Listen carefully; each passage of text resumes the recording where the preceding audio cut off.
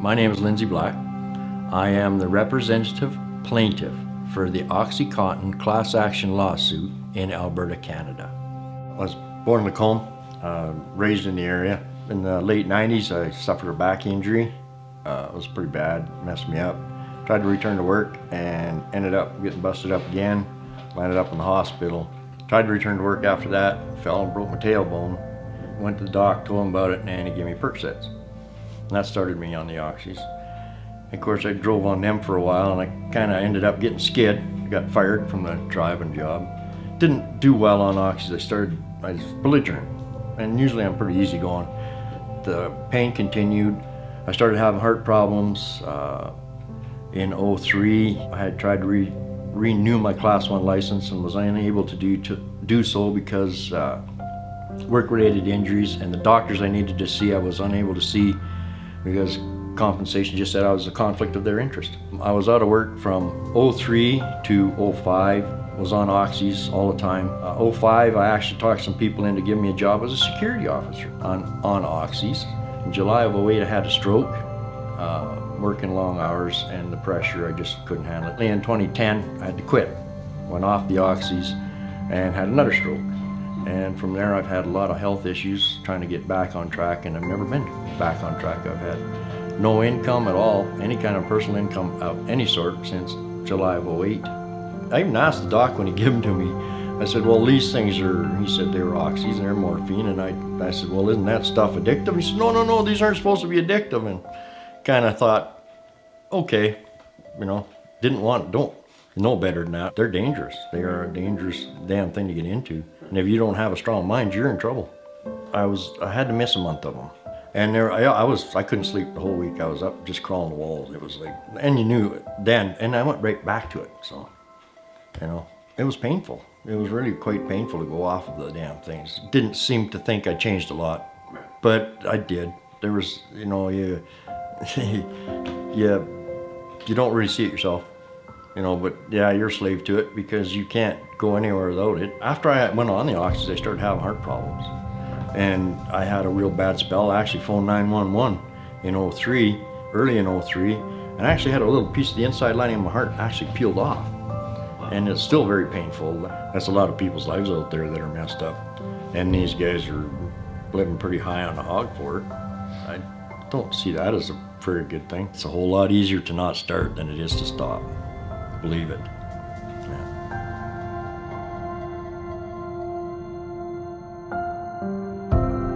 I grew up in Calgary, played some hockey when I was 17 in Weyburn, junior hockey, so I was a pretty good athlete, played good ball growing up, loved sports, and I lived a good life. And then I was in a car accident in April 5th of 2000, and I don't know if it was that year, but it was within 2000, 2001 that Oxycontin was kind of promised as the drug that wasn't addictive and was better than the other painkillers that were out there. It said in the pamphlet that these were non-addictive, these are the latest and greatest things to work for pain, so chronic pain and severe pain. So we thought that would be the best route to go with.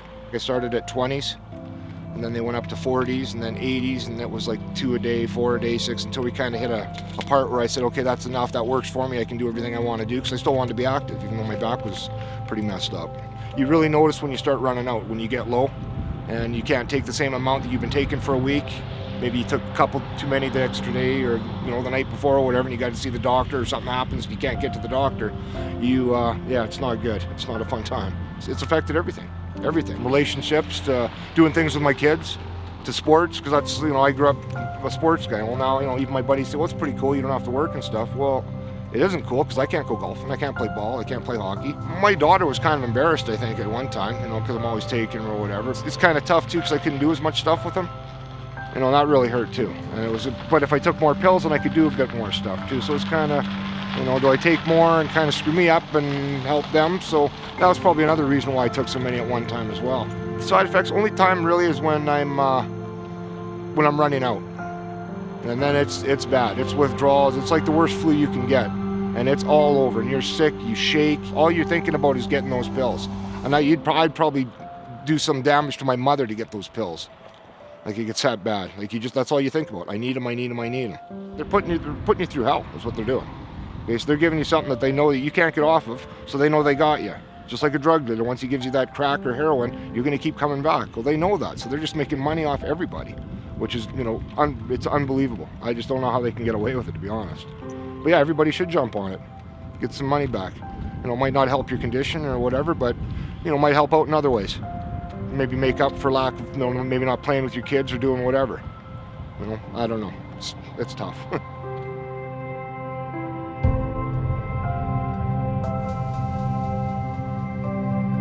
My name is Gary Dupuy. I was involved in a car accident. I was T-boned. I ended up having some prescribed Oxycontin. My family doctor had prescribed it for me for, I don't know, maybe a year or two or even longer. After my last prescription, I went through my pills and I was getting dope sick, and I didn't even know this. I'd never heard of this term, dope sickness.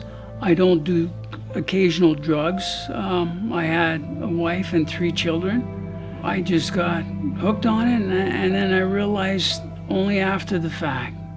I ended up having to buy it off the street. At the time, it got to be like $40 for a pill. Just couldn't afford it. I had a hobby. I enjoyed archery. From that point on, it's been downhill. It's just been a very difficult time. It makes me feel angry that these people can produce a product knowing very well, not informing the doctors properly, putting a product out like this. It's basically a heroin. It's an opiate. It's just a product that is so addictive. You don't want to go there. You don't want to experience this, because I'll tell you, you'll have more grief in your life than you can imagine. I feel like I was deceived. I feel like I was cheated. I feel like I was lied to. I feel like I was robbed. I'm hoping that I can help others in a sense. So I'd like to take some of this money and maybe invest it. I don't know how much I will be getting, but I'd like to do some good with it, simply because of the damage.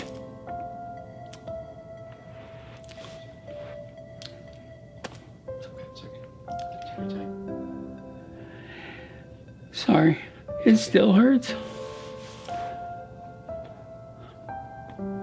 I'd like to do some good.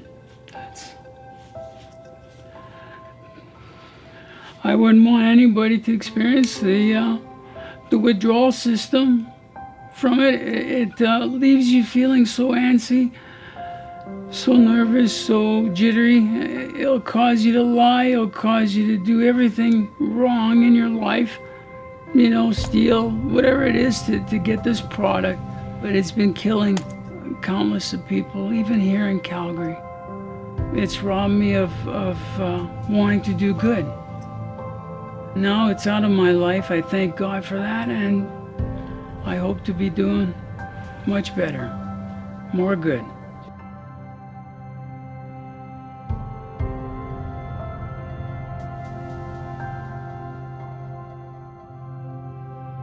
My name is John Briggs. I'm 40 years old. I was born in Elk Point, Alberta. When I was 13, we moved to Ponoka and then to Red Deer, and then from Red Deer to here. I have a pacemaker. I was born with a heart condition, and because of the many surgeries that I've had, in the same shoulder that I have the pacemaker, I started getting really bad pain in the joint, and I was having lymph nodes swell up. When my doctor first started giving them to me, he didn't even know how addictive they were. Biggest regret is just taking that first one. If I would have known how hard they would be to get away from, I never would have taken the first one. The pharmaceutical company said that they were less likely to be abused, it was less addictive. And no, it's way more addictive than I was expecting it to be anyways. The first time I noticed something was wrong was when the doctor was away on vacation, and the other doctor in his office wouldn't write me out any. He just gave me a handful of Ativan and said, deal with it. So for the next 3 days, it was just hell. Sweating and can't sleep. You're hot, you're cold, you're hot, you're cold, you're depressed. Once you don't have any, then you find out what it's really like. Like when you run out and you have nowhere else to get any, that's when the real hell begins. Like that, I've never been dope sick before. I've heard stories, I've seen movies where people got dope sick, and it's so much more, so much worse than anything I've seen in a movie. Actually going through it is the worst thing I've ever experienced, easily. When I wake up, because I haven't taken it in 8 hours or 10 hours, I don't like to talk to my son until I've been up and take my pill and it's kicked in, and because I get really irritable and I don't want to take that out on him. And I imagine they sat down and they had some meeting where they figured out how much a lawsuit would cost versus how much it would cost to tell the truth up front, and figured out it would be more profitable to lie about it. So it's upsetting. They lied about how addictive it was. They lied about the side effects. Be careful. Be very, very careful. They sneak up on you so fast. I didn't know that I was in trouble until it was too late.